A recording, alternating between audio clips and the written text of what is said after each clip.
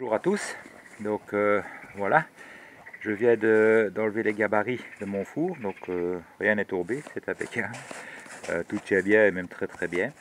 Alors mon frère m'avait dit que sur les photos l'entrée avait l'air petite, alors je lui dis non, elle est largement suffisante. Donc voilà, par rapport à un mug tout à fait traditionnel, la hauteur du four et la largeur, donc ça fait à peu près 30 cm de haut sur 55 de large, ce qui est largement assez pour y rentrer des pizzas, du pain ou n'importe quoi, enfin ce qu'on veut, il y a largement la place. En profondeur, j'ai à peu près 80-90 cm, quelque chose comme ça. Ok, donc on voit bien l'intérieur du four. Je vais essayer de me mettre de façon que je le vois mieux possible. Ok, donc c'est une double épaisseur de briques pour le tunnel. Voilà, de côté évidemment. Voilà, on la voit bien. Ok.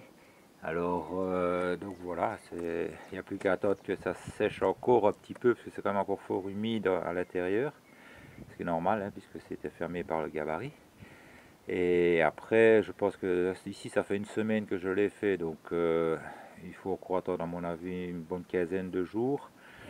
C'est pas comme du ciment, évidemment, hein, c'est de la matière naturelle, donc il faut un peu plus de temps.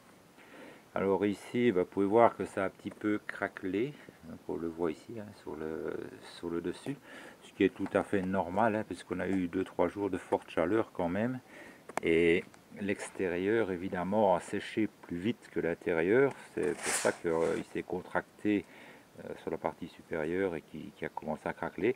Quand l'intérieur va sécher, les fissures vont se refermer, et de toute façon je vais mettre un enduit de 3-4 cm dessus pour refermer toutes ces petites craquelures qui pourraient rester apparentes, qui ne sont pas très très jolies évidemment, hein, qui ne gênent pas évidemment la fonctionnalité du four, mais c'est pas très joli. Donc ce que je ferai probablement, c'est mélanger mon argile avec un petit peu de chaux. Comme ça ne se craquera plus, et puis ça protégera un petit peu de l'humidité, et la chaux est un matériau naturel, donc c'est vraiment pas un problème. Voilà, donc c'était pour vous montrer ça, cette petite vidéo sympa, et je vais devoir encore attendre pour faire mes pizzas.